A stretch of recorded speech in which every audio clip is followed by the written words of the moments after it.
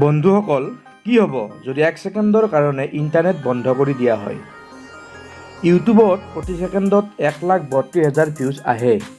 প্ৰায় 1 ঘণ্টাৰ ভিডিঅ' এটা প্ৰতি ছেকেণ্ডত ইউটিউবত আপলোড হয়। ফেচবুকত প্ৰতি ছেকেণ্ডত প্ৰায় 5 লাখ একাউণ্ট খোলা হয়।